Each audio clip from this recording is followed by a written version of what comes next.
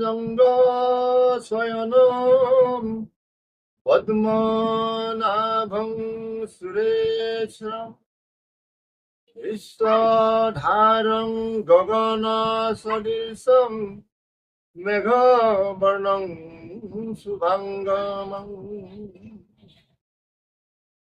লক্ষ্মীকান্তম কমলানয়নম যোগবিধ্যানং গম্যং বন্দে বিষ্ণু ভবভয়হরং সর্বলোকৈকমলনাথম কমলনাথম কমলনাথম। পৰম শ্ৰদ্ধাৰ হে গুৰুসকল, আই মাতৃসকল, যুৱক যুৱতী, আমি সবাৰ শ্ৰীচৰণত শতকোটি কৌতুকৰ প্ৰণাম জনাই আপোনালোকৰ চৰণৰ পদধূলা আমাৰ শিৰত তুলি লৈছো। আমি আজি প্ৰভু ভগৱন্তৰ লীলামালা বিষয়ে অকণমান শ্ৰৱণ কীৰ্তন কৰিম বুলি আগবাঢ়িছো। ইয়াতে যদি কোনোবা শুনি অজানিতে সহস্ৰ কোটি ভুল অপৰাধ ক্ষমা কৰি যেন আপোনালোকৰ দাসৰো দাস বুলি চৰণ তলত ঠাই দি যেন আমাক কৃষ্ণ কৃষ্ণ। মহাপুৰুষ শ্ৰী শ্ৰী শংকৰদেৱ আৰু মাধৱদেৱৰ চাৰি শাস্ত্ৰ কি? কীৰ্তন দশম, মহাপুৰুষ শ্ৰী শংকৰদেৱৰ নামঘোষা, ভক্তি ৰত্নাৱলী, শ্ৰী মাধৱদেৱৰ সকলো অৱতাৰৰ মূল নায়ক কোন? পৰম ব্ৰহ্ম নাৰায়ণ। ব্ৰহ্মাৰ জন্ম কেনেকৈ হৈছিল? নাৰায়ণৰ নাভিৰ পৰা ব্ৰহ্মাৰ জন্ম হৈছিল। পৰম ব্ৰহ্ম নাৰায়ণে কিমান অৱতাৰ লৈছিল? অসংখ্যাত অৱতাৰ ধাৰণ কৰিছিল। চাৰি বেদ কোন অৱতাৰত উদ্ধাৰ হৈছিল? মৎস্য অৱতাৰত চাৰি বেদ উদ্ধাৰ হৈছিল। সত্যৱত ৰাজাক ভগৱানে কোন অৱতাৰত মায়া দেখুৱাইছিল? মৎস্য অৱতাৰত দেখুৱাইছিল। পৰম ব্ৰহ্ম নাৰায়ণৰ দ্বিতীয় অৱতাৰ কি আছে?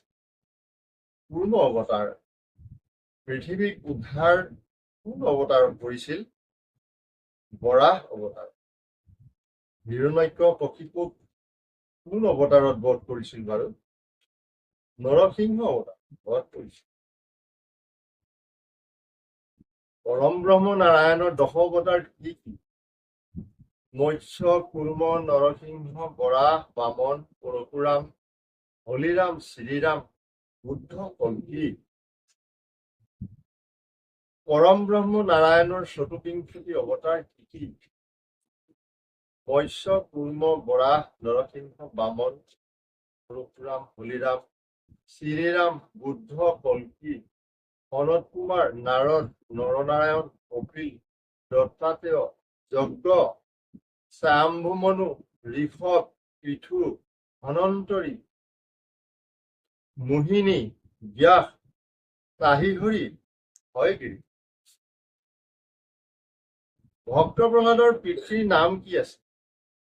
হিৰণ্যকশিপু। ভগৱানে কোন অৱতাৰত বলিক ছলনা কৰিছিল? বামন অৱতাৰত। বামন অৱতাৰত বলিক কেইপদ ভূমি খুজিছিল? 3 পদ ভূমি। পৰশুৰামৰ পিতৃৰ নাম কি আছে? জামাদগ্নি। পৰশুৰামে কাৰ আদেশত মাতৃক হত্যা কৰিছিল? পিতৃৰ আদেশত। শ্ৰীৰামৰ দেউতাকৰ নাম কি? অযোধ্যাৰ ৰজা দশৰথ। দশৰথৰ ৰজাৰ কেইগৰাকী পত্নী আছিল? 3 গৰাকী আছিল। শ্ৰীৰামচন্দ্ৰৰ মাকৰ নাম কি আছিল? কৌশল্যা। সীতাক কোনে হৰণ কৰিছিল? লংকাৰ ৰজা ৰাৱণ। সনত কুমাৰ অৱতাৰত ঘূৰিয়ে কি ব্ৰত হৈছিল? ব্ৰহ্মচৰ্য ব্ৰত। পৃথু ৰজাই কাৰ ওচৰত মহাজ্ঞান লাভ? সনত কুমাৰৰ ওচৰত। নাভিৰ পুত্ৰৰ নাম কি? ঋষভ। ৰাৱণৰ কেইজন ভাতৃ আছিল?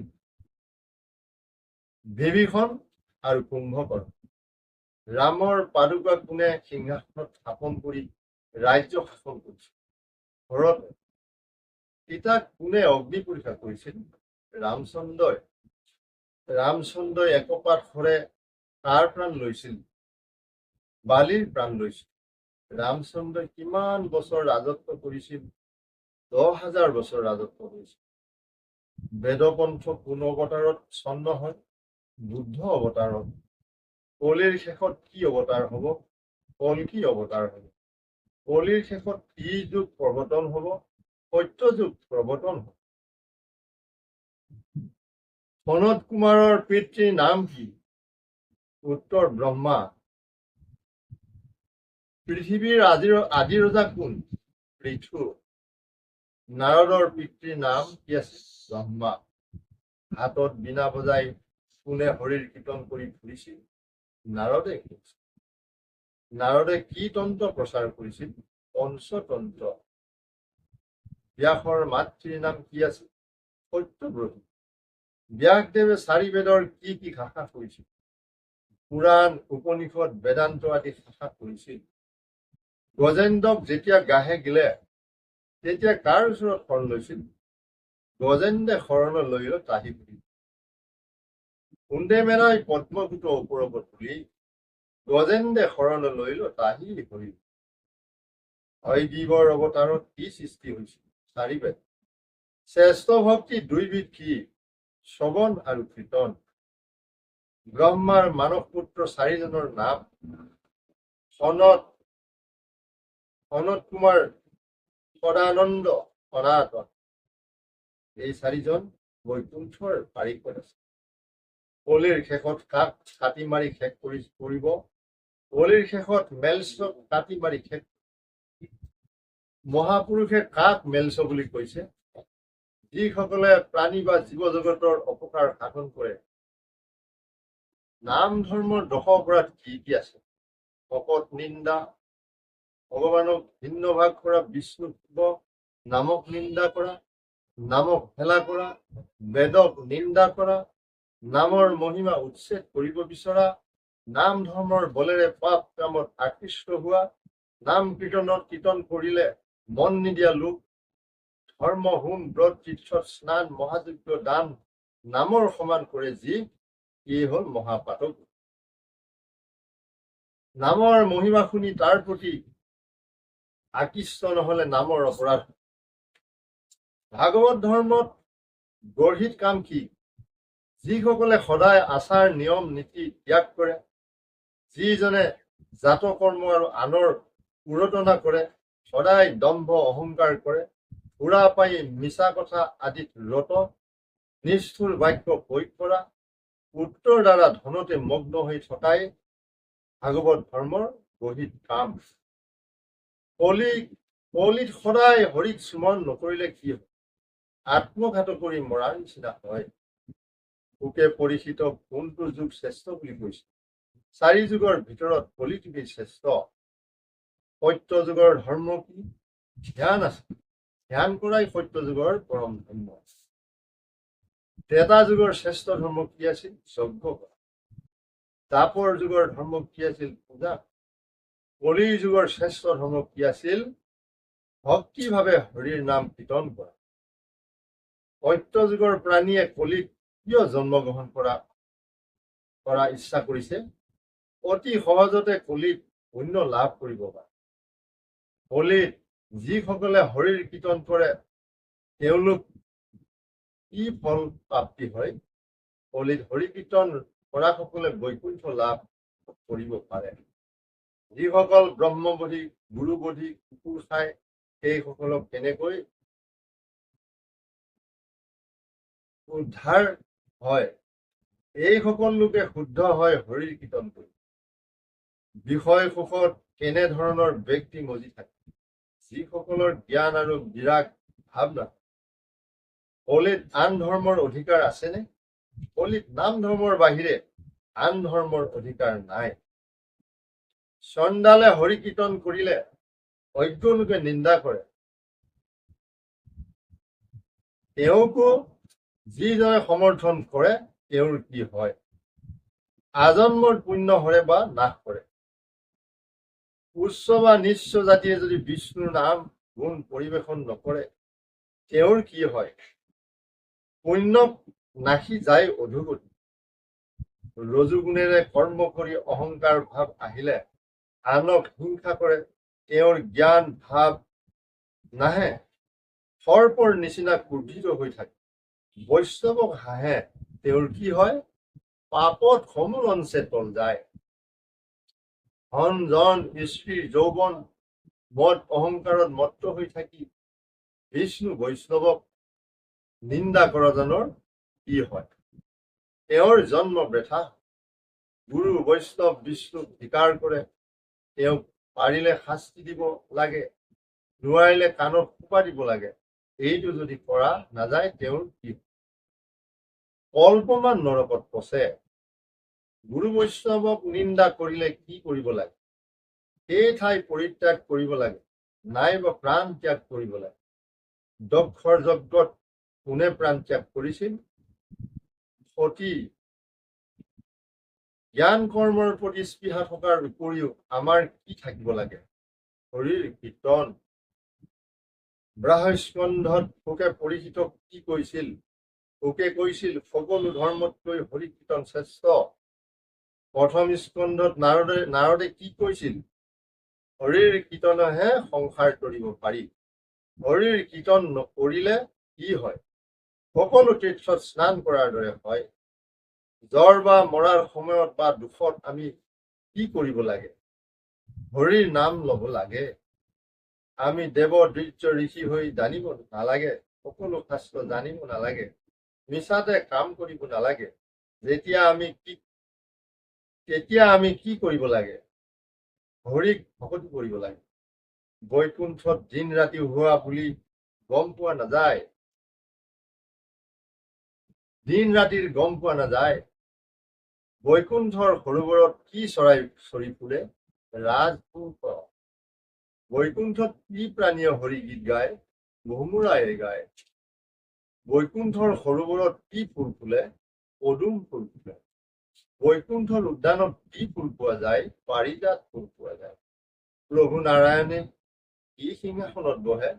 ৰত্ন সিংহাসনত। প্ৰভু নাৰায়ণৰ চৰণত কোনে উপাসনা কৰি আছে? জগতৰ মাতা লক্ষ্মী আই। প্ৰভু নাৰায়ণৰ হাতত কি আছে? শংখ চক্ৰ গদা আৰু পদ্ম। প্ৰভু নাৰায়ণৰ চৰণত কি ফুল আছে? পদুম ফুল আছে। সংসাৰ সাগৰ তৰিব লাগিলে কি কৰিব লাগে? হৰিৰ নাম শ্ৰৱণ কীৰ্তন কৰিব লাগে।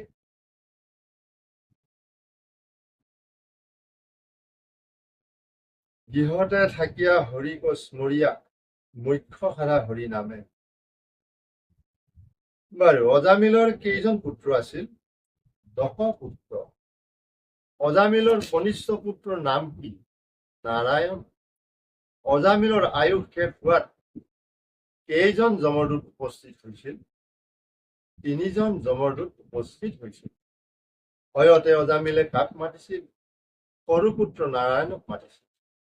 মৰণৰ সময়ত অজামিলৰ মুখত নাৰায়ণৰ নাম শুনি কোন উপস্থিত হৈছিল? বিষ্ণুৰ 4 জন দূত উপস্থিত হৈছিল। পাপী অজামিলৰ মৰণৰ সময়ত নাৰায়ণৰ নাম অজানিতেই আহোঁতে কি হৈছিল? পাপী অজামিলৰ প্ৰাচিত্য হৈ পাপ মুক্ত হৈছিল। সংসাৰৰ সকলো পাপ কিহে হৰণ কৰে? হৰি নাম কীৰ্তনেৰে। পাপৰ শিপা কিহেৰে উঘালিব পাৰি? হৰিৰ নাম কীৰ্তনেৰে। অজানিতে অনিচ্ছা বা হেলাতে ভগৱানৰ নাম লয়, তেতিয়া কি হয়? সকলো পাপ বিনাশ হয়।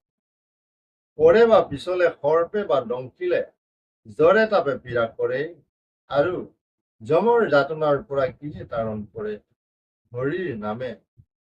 ব্ৰাহ্মণক এৰি যমৰ দূত হৈ কলৈ গৈছিল? যমৰ ওচৰলৈ। ব্ৰাহ্মণে নাৰায়ণৰ নাম লোৱাৰ বাবে তেওঁ কাৰ ওচৰ পালে?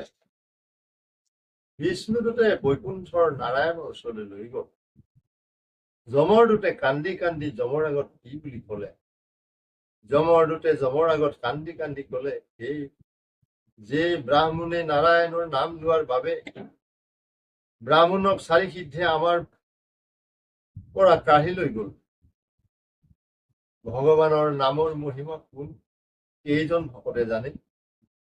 ব্ৰহ্মা, মনু, হৰ, কপিল, কুমাৰ, কুক, ভীষ্ম, বলি, ৰায়, প্ৰহ্লাদ, নাৰদ, জনক আৰু যম আদি ভকতে জানে।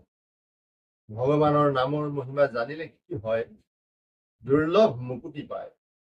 মনুষ্য লোকৰ সদায় হৰিনাম কীৰ্তন কৰিলে তেওঁৰ কি হয়? শ্ৰেষ্ঠ পুৰুষ হয়। কোনে নাৰায়ণৰ নাম লৈ মুকুতি লাভ কৰিছিল? পাপী অজামিন। কমুদকী গদাই কাক ৰক্ষা কৰিছিল? যিসকলে ভগৱানৰ নাম গুণ গাই থাকে।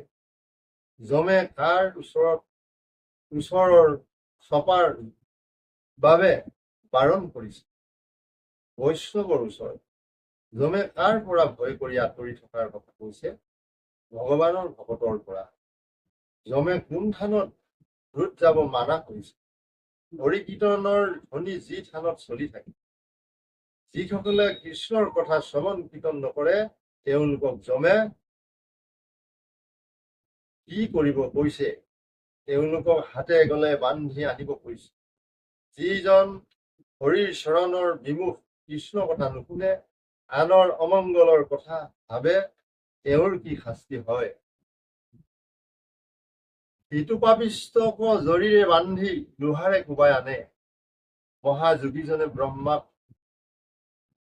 ভাবে কিন্তু হৰিৰ নাম নলয়। হস্ত হৈ সংসাৰত পৰে কোনে কয়? চাৰি বেদে কয়। গংগা, গয়া, কাশী, প্ৰয়াগ আদি তীৰ্থস্থানত কেনে ব্যক্তি যাব নালাগে? যিসকলৰ হৰিনাম জিভাৰ আগত থাকে। হৰিৰ নাম লোৱাত শয়ন, ভোজন, অপোচ, দেহ কাল আদিত নিয়ম, সংযম, দুখ আদি আছে নেকি? একো দুখ নাই।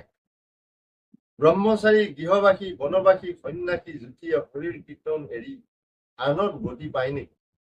কোনেও পৰম গতি নাপায়। সূৰ্যগ্ৰহণত 1 কৌটি গৰু ব্ৰাহ্মণক দান, প্ৰয়াগ গংগাত দশকল্প নিবাস, অযুত যজ্ঞ, বহু ধন সোণ দান কৰিলেও তাৰ সমান নহয়। 100 গোবিন্দ নামৰ সমান নহয়। ভাৰতবৰ্ষত কোনসকলে মানুহ জন্মগ্ৰহণ কৰে? কোটি কোটি জন্মত যিয়ে পুণ্য অৰ্জন কৰিছে। আমি ভগৱানক ক'ত থাকি প্ৰাৰ্থনা বা আৰাধনা কৰিব লাগে? গৃহতে থাকি। 1 কৌটি অশ্বমেধ যজ্ঞ কিহৰ লগত তুলনা কৰা হৈছে? হৰিৰ নামৰ।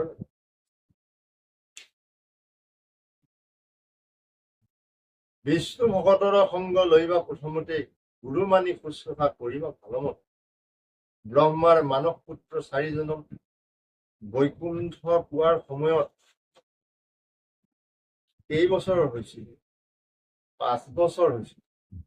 বৈকুণ্ঠত কাৰ গুণ গান কৰি আছে? কৃষ্ণৰ গুণ গান।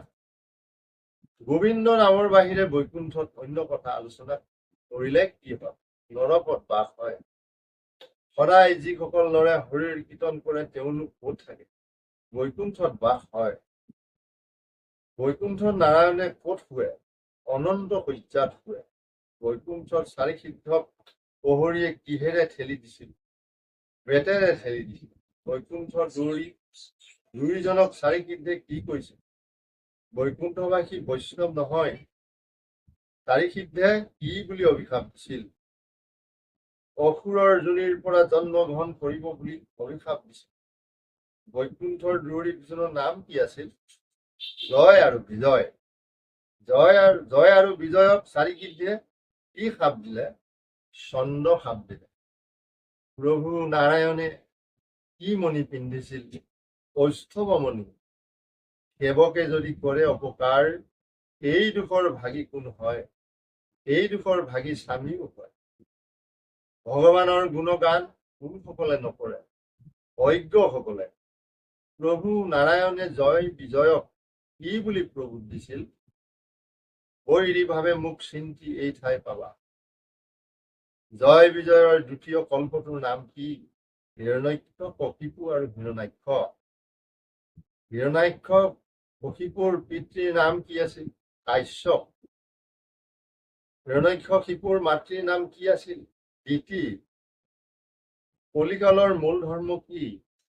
হৰি ৰাম হৰি ৰাম, এই মূল মন্ত্ৰ কলিত নাহি তপ জগ যন্ত্ৰ। হিৰণ্যাক্ষ কশিপুৰৰ সৰু ভাতৃৰ নাম কি? হিৰণ্যাক্ষ। হিৰণ্যাক্ষক কোনে বধ কৰিছিল? বৰাহৰূপী ভগৱন্তই। হিৰণ্যাক্ষ কশিপুই ব্ৰহ্মাৰ পৰা বৰ পাবৰ বাবে কেনেধৰণে তপস্যা কৰিছিল আৰু শৰীৰত কিহে মাটি তুলিছিল? কঠোৰ তপস্যা আৰু উৰি শৰীৰত মাটি তুলিছিল। হিৰণ্যাক্ষ কশিপুৱে তপস্যা কৰাৰ সময়ত পৃথিৱীত সঘনে কি হৈছিল? সঘনে ভূমিকম্প হৈছিল, সঘনে উল্কাপাত হৈছিল। হিৰণ্যকশিপুৱে তপস্যা কৰি থকাৰ সময়ত আকাশৰ পৰা চাৰিওফালে কি পৰিছিল? দহো দিশে উল্কাপাত হৈছিল। দৈত্যেন্দ্ৰই তপস্যা কৰি থাকোঁতে ব্ৰহ্মাৰ সৃষ্টি নাশ হব বুলি ব্ৰহ্মাক কোনে খবৰ দিছিল? দেৱতাসকলে। ব্ৰহ্মাই কি জানত উঠি দৈত্যেন্দ্ৰৰ ওচৰলৈ গৈছিল? হংসযান। ব্ৰহ্মাই হংসযানত থাকোঁতে কোনে তেওঁ পাৱত পৰি সেৱা জনাইছিল? দৈত্যেন্দ্ৰই। দৈত্যেন্দ্ৰৰ তপৰ মহিমা দেখি কোনে বিস্ময় মানিছিল? ব্ৰহ্মাই।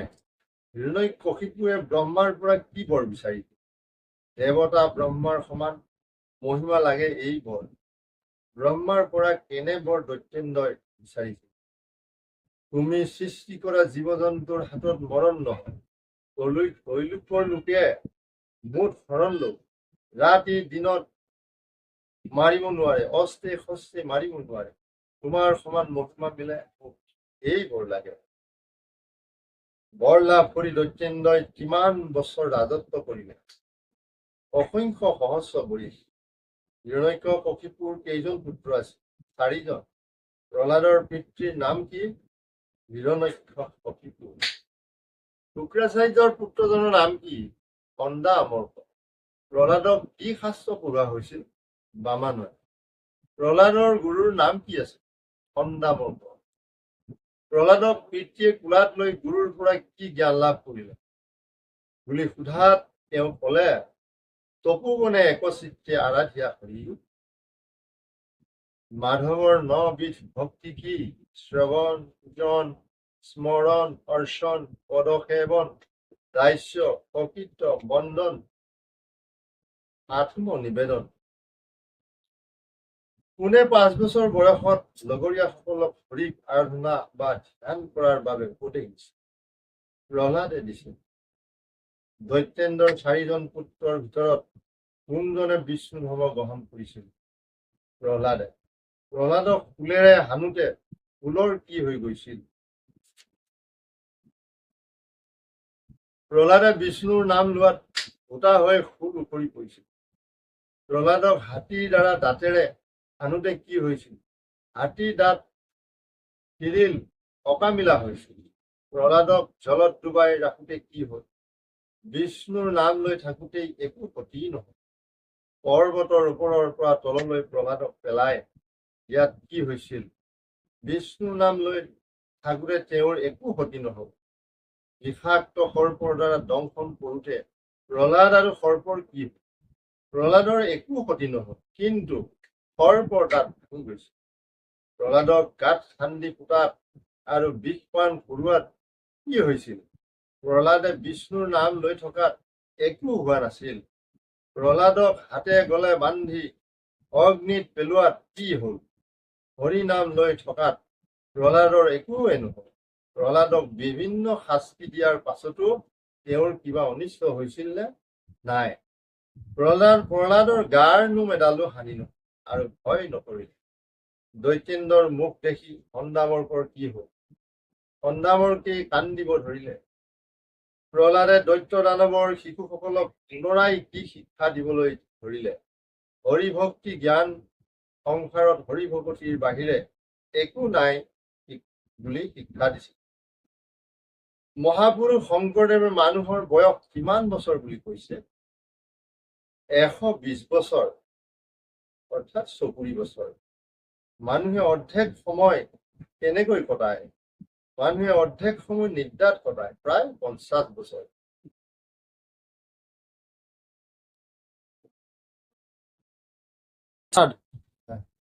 মানৱ জীৱনৰ খেল ধেমালি কৰোঁতে কিমান সময় অতিবাহিত হয়?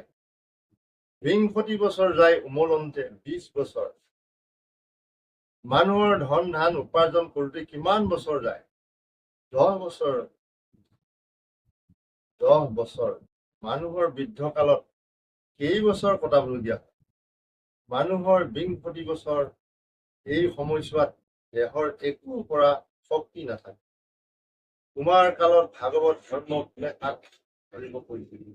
প্ৰহ্লাদে কুমাৰ কালত দৈত্য আৰু দানৱৰ শিশুসকলক ভাগৱত ধৰ্ম ধৰিব কৈছিল। মানুহৰ জীৱনটো কোনে দুৰ্লভ বুলি কৈছে? ভক্ত প্ৰহ্লাদে। মাধৱৰ চৰণ কমলত চিন্তা কৰিবৰ কোনে উপদেশ দিছে? ভক্ত প্ৰহ্লাদে। হৰিষে সবাৰো আত্মা, বান্ধৱ ঈশ্বৰ, মায়াময় ইটো পুত্ৰ ভাৰ্যা কলেবৰ। কোনে কৈছে কাৰাগত? প্ৰহ্লাদে লগৰ শিশুসকলক কৈছে। আৰৰ্থে ব্যৰ্থে কেনে কৰা আয়ুস পাত, সবাৰো হৃদয় বিষ্ণু আচন্ত সাক্ষাৎ। এই কথাষাৰ কোনে কাৰাগত কৈছে? ভক্ত প্ৰহ্লাদে দৈত্য দানৱ সকলক কৈছে। সকলোৱে অসুৰ স্বভাৱ এৰি সমস্ত প্ৰাণীক কোনো বিষ্ণু জ্ঞান কৰাৰ উপদেশ দিছে ভক্ত প্ৰহ্লাদে দিছে। শ্ৰদ্ধাৰ গুৰুসকল, আজিলৈ আমি প্ৰভু ভগৱন্তৰ এই চৰিত্ৰসমূহ, লীলাসমূহ ইমানতেই ৰাখিছো। পৰৱৰ্তী যদি এই ভগৱন্তৰ এই লীলামালা কথাখিনি আপোনালোকে শুনি ভাল পাইছে, তেতিয়াহ'লে ছাবস্ক্ৰাইব কৰিব আৰু পৰৱৰ্তী আমি এনেধৰণে আগবাঢ়ি যাবৰ কাৰণে, শুনাবৰ কাৰণে আশীষ প্ৰদান কৰিলে। কৃষ্ণ কৃষ্ণ।